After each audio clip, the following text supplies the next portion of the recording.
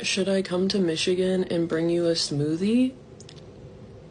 I heard that you really wanted a smoothie.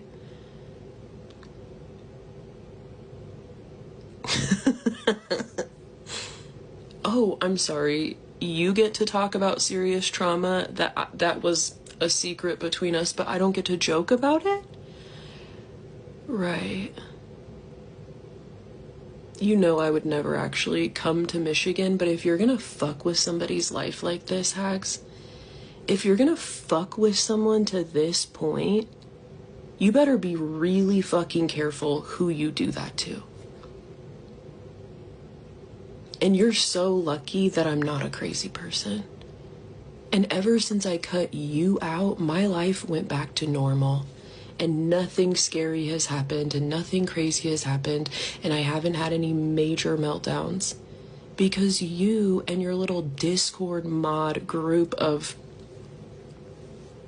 bleh, horrific mothers, you guys should just call yourselves the Bad Moms Club.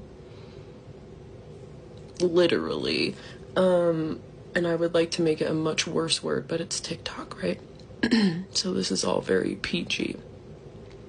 But if you're gonna call somebody crazy and you're gonna betray them to the point that you want to put them in danger, you're gonna take like extremely sensitive information from when you know exactly what happened, and you said you understood how much pressure I was under. Like the first time we talked, Hags, I was like just weeks out from mentally snapping, relapsing on alcohol, and quite literally almost taking my own life when I was drunk. Or did that just slip your mind? You never cared about that shit, did you? You are so fucking lucky that I'm not actually a crazy person.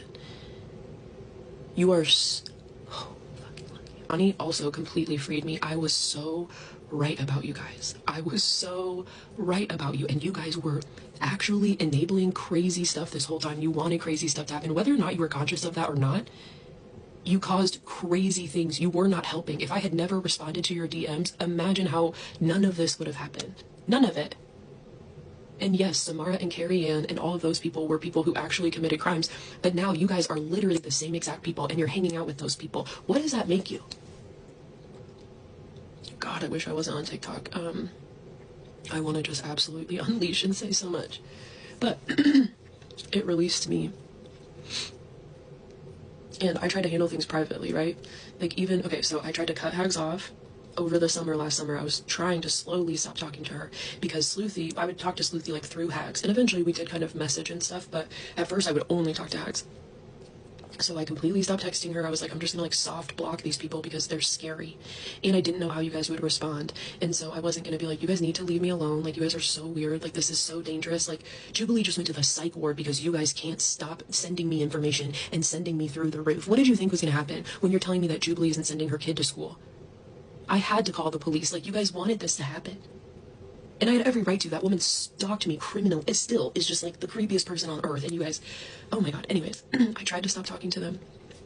Right? Then they kept sending me stuff. Finally, I had to post on my story. I'm like, if anybody sends me anything about Jubilee or anything about the situation, I will block you. I didn't bring up any names, nothing. Then I don't talk to Hags and Sleuthy other than about the documentary for 6 months. In November, I decide, because I'm a human, out of my own accord, to post about some thoughts I had about the election. And then Hags decides that she's going to put all of our personal business on wherever she put it. Just because of who I voted for, and just because I said that, yeah, like that you guys were creeping me out a little bit.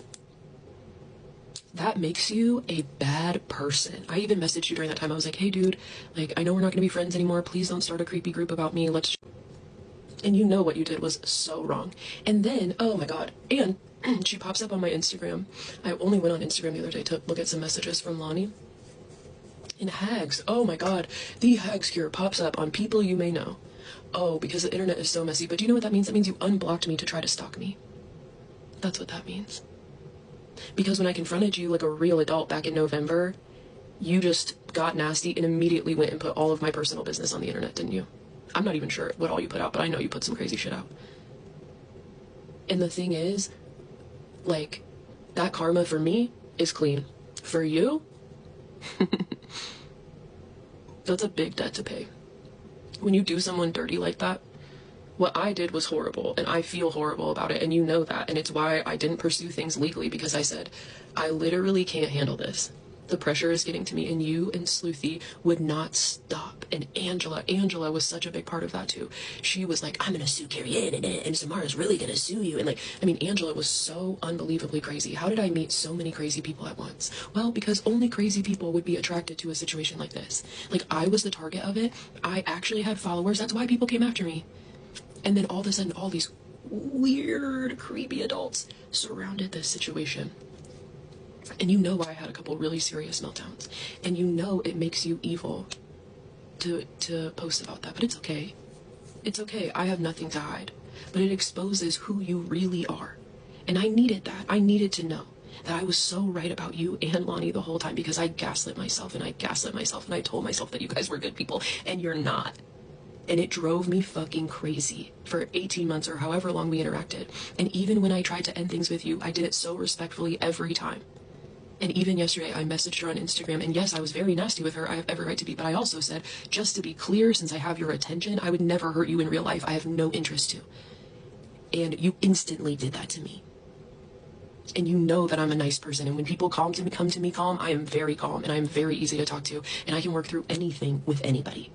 But this internet parasocial BS is terrifying, and you were the last person that I thought would take personal conversations like that and do that over nothing. If I did something horrific to you, I would totally understand, because I've done that to other people, right?